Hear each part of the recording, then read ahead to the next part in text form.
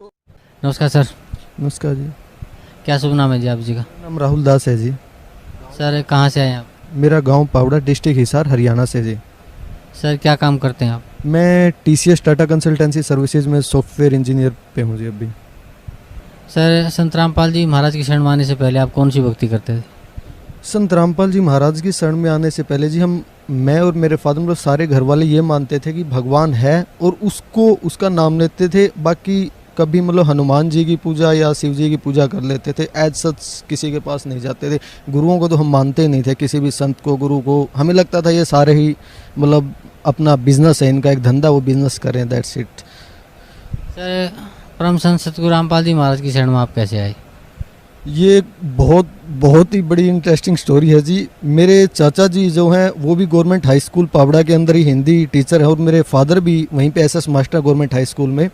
तो मेरे चाचा जी ने नाम ले रखा था संत रामपाल जी महाराज जी से।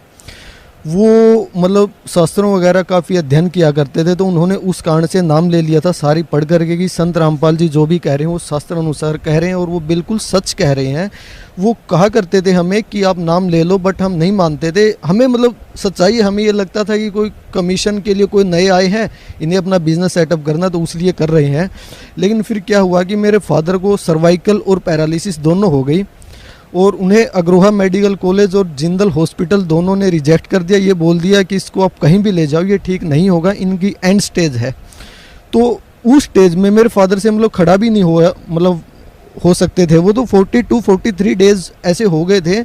तो एक दिन मैं उस टाइम अपनी बीटेक कर रहा था, सेकंड सेम में था। तो पापा जी की तबीयत मतलब बहुत ज़्यादा क्रिटिकल हो गई। ये हुआ कि अब गए। तो मेरे चाचा जी गाँव से बाहर रहते हैं, तो हम गांव के अंदर ही रहते थे तब। तो मम्मी ने फ़ोन किया चाचा को कि चलो कहीं ले चलते हैं एटलीस्ट। मतलब उनको बहुत ज़्यादा मतलब क्रिटिकल कंडीशन थी, बहुत सीवियर पेन हो रहा था।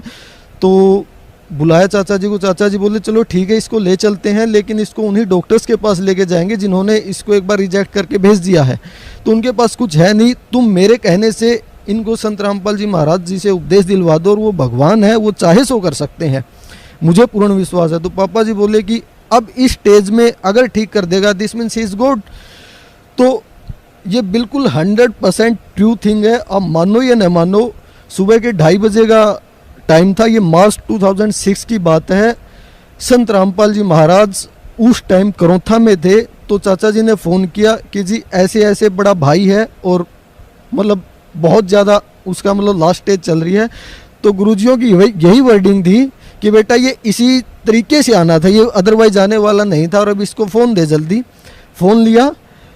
इतनी बुरी मतलब इतनी ज़्यादा पीड़ा हो रही थी, पापा को रो रहे थे। और फ़ोन लेते गुरुजी ने ये कहा खुश रहो बेटा। और सबके बीच में संत रामपाल जी जिसके ऊपर इतने एलिगेशन लगाए, इतने जेल में डाला गया इस निकम्मे सीएम ने, आर्य समाजियों ने, और जिसको साधारण जेई कह करके रिजेक्ट कर दिया गया। जो 37 साल तक साधारण जेई थे, उनके अंदर ऐसी क्या पावर आ गई। वो संत रामपाल जी करौथा बैठे हुए हमारे घर पे थे और मेरे पापा को आशीर्वाद दे करके ठीक कर दिया। बिल्कुल 110% सही बात है।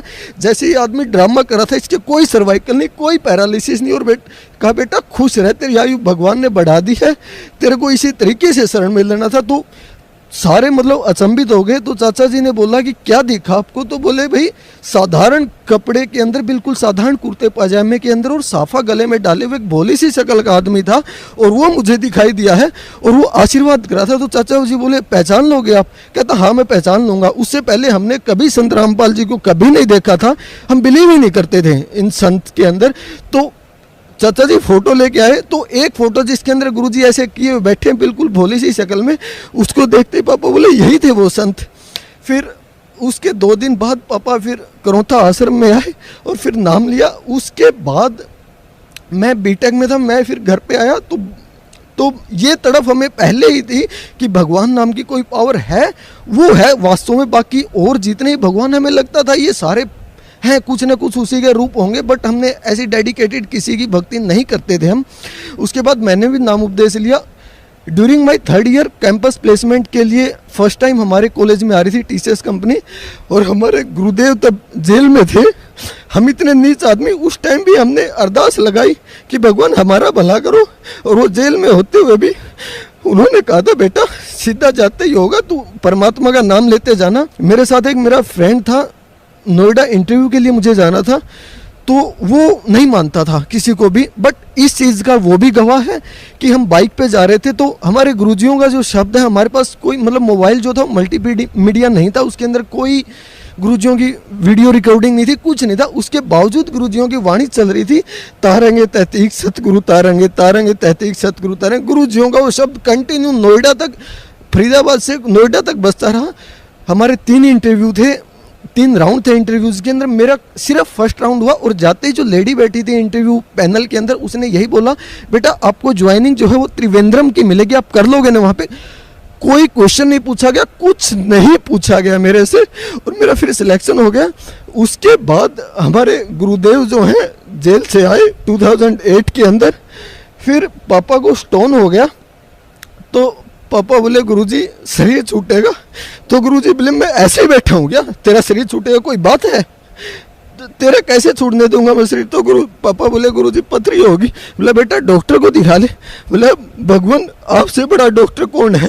तो हाथ लगाया था, बिल्कुल 100% सही है, मेरे पापा के पेट के हाथ लगाया, कहता जा बेटा आराम से रह, कुछ भी स्टोन उसका, फिर हमने एक्सरे अल्ट्रासाउंड सब कुछ करवाया, कुछ नहीं था।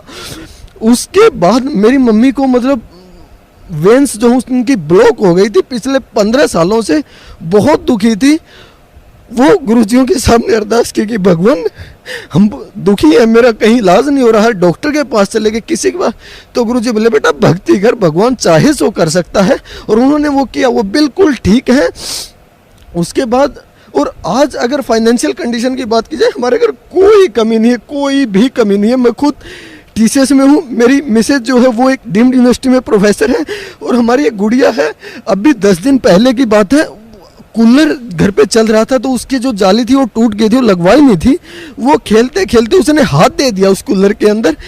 पापा अंदर बैठे हुए, सारे घर वाले, तो एकदम बड़ी तेज आवाज हुई और वो रोने लगी, तो भाग के गए कि हाथ दे दिया, देखा तो उसके हाथ के खरोंच भी नहीं लगी हुई थी। तो बंदी छोड़ने का, ये मेरी बेटी है और तुम मेरे बच्चे, बेटा भक्ति करो। तो इस परमात्मा के कहाँ तक गुण गए, और ऐसे परम पिता को, ऐसे परम संत को और उठा करके जेल में डाल दिया नीचों ने। ए भगवान हमारे लिए आप दुखी हो रहे हो, मालिक आपका कहाँ तक शुक्र गुजार करें हम। ए बंदी छोड़, ए गुरुदेव। सर भक्त समाज को क्या संदेश देना चाहते हैं आप? मैंने संत रामपाल जी महाराज का नाम लेने के बाद इनकी द्वारा बताई गई हर चीज को बड़ी बारीकी से देखा, हर ग्रंथ को मैं उठा करके लाया, उसको अंदर देखा, फिर मैंने हर चीज को मिलाया। और मैं यही कहना चाहूंगा, जो इन नकलियों के फंसे हुए, जो इनको गुरु मानकर के आप औरों के बैठे हुए, ये गुरु है ही नहीं, ये आपके सबसे पक्के दुश्मन है, जो आपको आने नहीं देना चाहते इस भगवान के चरणों में। अरे भगवान कह रहा है चीख चीख करके I am God, I am God, और आप कह रहे हो कि ये नहीं है, तो ये आपकी ना समझिए। अरे मैं कह रहा हूँ माय नेम इज राहुल, और आप कह रहे हो कि नहीं है, तो ये आपकी ना समझिए, मेरी नहीं हो। भगवान चीख चीख करके कह रहा है कि आ जाओ आ जाओ आ जाओ, और आपके लिए हमारे लिए वो गालियां खा रहा है, पता नहीं क्या क्या उनको सुनना पड़ रहा है, जेल में डाल दिया गया, और फिर भी कह रहा है कि मैं तुम्हारे लिए पलकें बिछाए बैठा हूँ, मेरे बेटो आ जाओ आ जाओ। ये माँ बाप के काम हो सकते, भगवान ही इतना आपको प्यार कर सकता, कोई नहीं कर सकता। जिनको आप गुरु मान करके बैठे हो, ये अपनी रोजी रोटी चलाने के लिए करे, और आप मेरी बात न मानो, आप उनके देख तो लो। रहे आप फिजिक्स का टीचर हो, फिजिक्स का उसको पी तक नहीं पता, तो काहे का टीचर है। Same thing is true for your gurus also. अरे ये भगवान के बारे में कह रहे हैं, इनको ये तक नहीं पता वो कौन है, कहाँ है, क्या रहता है, इनको एक अक्षर नहीं पता। आपको नहीं विश्वास होता आप देख लो, पछताओगे। संत Rampal ji is God, true God, वास्तव में जिसको भगवान कहा जाए वो संत रामपाल जी। और जो नास्तिक है, जो नहीं मानते, कहते भगवान है या नहीं, वो भी आकर के देख लो, सामने बैठा हो, सारे जगत का रचनहार इस बरवाला की पावन भूमि के ऊपर टहल रहा है। आज देख लो, चले जाएंगे फिर नहीं आएंगे। हे बंदी छोड़, मेरी सभी से प्रार्थना है, जितने भी वर्ल्ड के अंदर जितने भी आज मानव जाति में आकर के और भगवान के चरणों में आ जाए। इनको संत न लगाएं, ये संत है ही नहीं, ये परमात्मा है। परमात्मा आए हुए अपने जीवन का कल्याण करवा लो, नकलियों के मत फंसो, ना ही किसी और चक्कर में। भगवान आए हुए जाकर के अपने पिता ही है हमारे, ये वही भगवान है जिसके बारे में कहा जाता तव में माता चाहे पिता तव में। ये है वो जो लाड करे, हमारे दुखों को दूर करे, आकर के पैर पकड़ लो अपने पिताजी के। ये भगवान आए हुए हैं सतलोक आश्रम बरवाला, डिस्ट्रिक्ट हिसार, हरियाणा के अंदर। सच्चा है। धन्यवाद भाई साहब, बहुत बहुत धन्यवाद।